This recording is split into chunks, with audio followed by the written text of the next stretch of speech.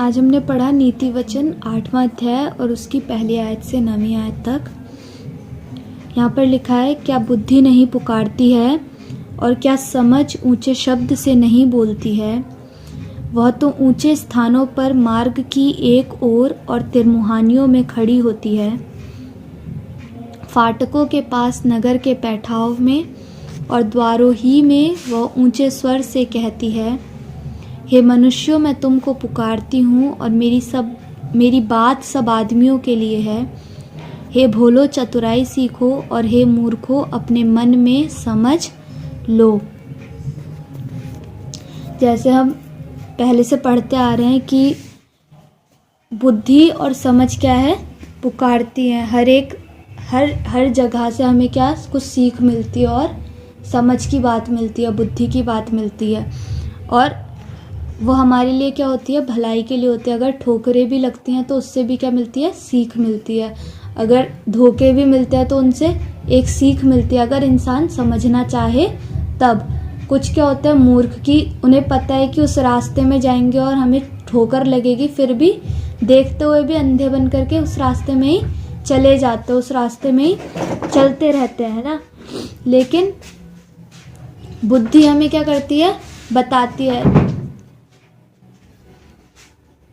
कई बार इंसान को क्या एक ठोकर खा के समझ आ जाती है, वो समझ जाता है, जो समझने वाला होता है। और कुछ लोग ऐसे होते हैं कि वो ठोकरें खाते रहते हैं और फिर भी समझते नहीं और अपनी जिंदगियों को क्या कर लेते हैं, नाश कर लेते हैं।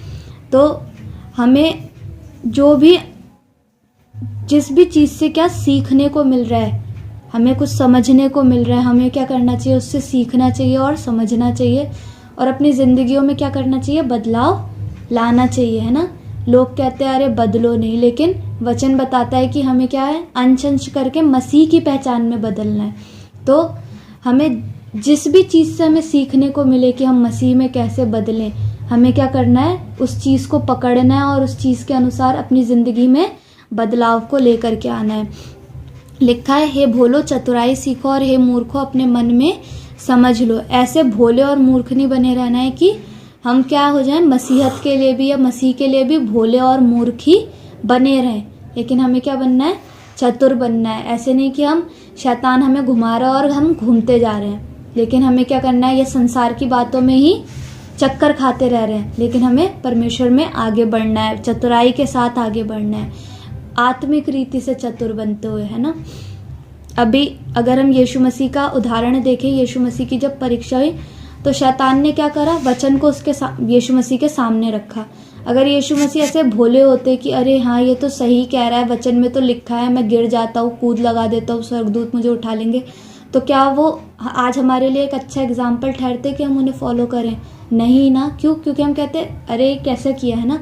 लेकिन उन्होंने क्या किया, उस समय चतुराई को दिखाया कि उन्होंने कैसे चतुराई से शैतान के सवालों का, उसके जो भी वो बातें कर रहा था, उसका जवाब उसको दिया।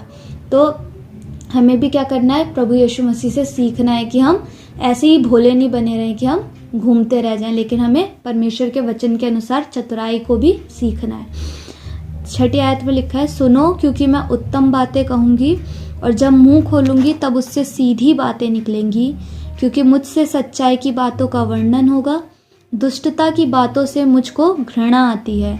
मेरे मुंह की सब बातें धर्म की होती हैं, उनमें से कोई टेढ़ी या उलटफेर की बात नहीं निकलती है। समझ वाले के लिए वे सब सहज और ज्ञान प्राप्त करने वालों के लिए अति सीधी हैं। मतलब वही आ जाता है सार कि हमें जो भी बुद्धि, जो भी बातें हमें सीखने को मिलेंगी वो अच्छी ही सीखने को मिलेंगी। लेकिन वही है कि फिर इंसान कैसा है, समझ वाला है, सीखने वाला है। तब अगर समझ वाला है, सीखने वाला है, तो वो क्या करेगा, सीखेगा, है ना। और जो समझने वाले नहीं है वो क्या करेंगे, उसी ढर्रे में चलते रहेंगे, है ना।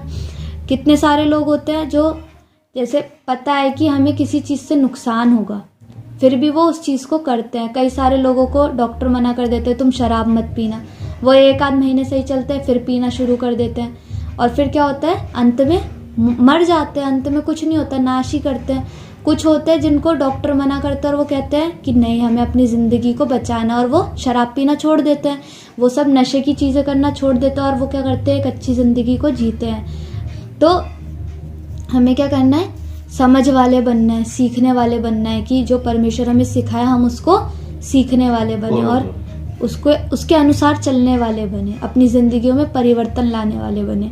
तो परमेश्वर हम पर अनुग्रह करे कि हम परमेश्वर के राज्य के लिए एकदम मूर्ख और भोले ना बने रहें, लेकिन चतुराई को सीखने वाले हों, ताकि हम औरों को भी आगे ले जाने वाले हों परमेश्वर में। तो परमेश्वर हम सभी को आशीषित और अनुग्रहित करे, प्रभु यीशु मसीह के नाम से, आमीन।